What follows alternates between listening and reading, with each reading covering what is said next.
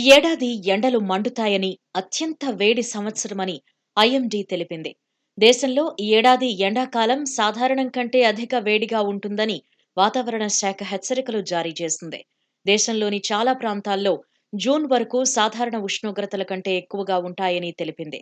April నుంచి June వరకు సాధారణం కంటే ఎక్కువ ఉష్ణోగ్రతలు నమోదవుతాయని ఐఎండీ తెలిపింది.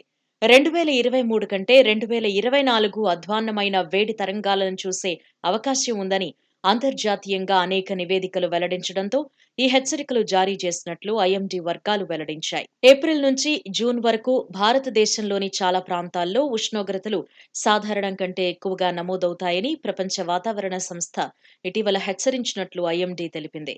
ఆసియా, భారత్ సహా ప్రపంచవ్యాప్తంగా గ్లోబల్ హీట్ రికార్డుల తరువాత ఈ ఏడాది అత్యధిక వేడిని నమోదు చేయవచ్చని వాతావరణ శాఖ వెల్లడించింది. గత సంవత్సరం కంటే ఎక్కువ వేడితో రికార్డుల్లో అత్యంత వేడి సంవత్సరంగా నమోదవుతుందని వాతావరణ శాఖ తెలిపింది. ఏప్రిల్ నుంచి జూన్ వరకు సీజన్లో ఈశాన్య, వాయువ్య భారతదేశంలోని కొన్ని ప్రాంతాలు మినహా దేశంలోని చాలా ప్రాంతాల్లో సాధారణం కంటే ఎక్కువ స్థాయిలో కనిష్ట ఉష్ణోగ్రతలు నమోదయ్యే అవకాశం ఉంది. దేశంలోని చాలా ప్రాంతాల్లో సాధారణం కంటే ఎక్కువ గరిష్ట ఉష్ణోగ్రతలు నమోదవుతున్నాయని వాతావరణ శాఖ తెలిపింది.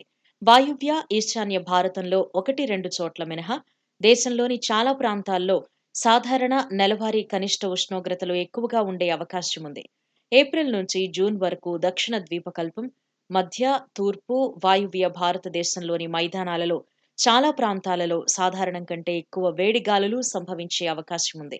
ఈ నెలలో దేశం మొత్తం మీద సగటు వర్షపాతం సాధారణం కంటే ఎక్కువగా ఉంటుంది.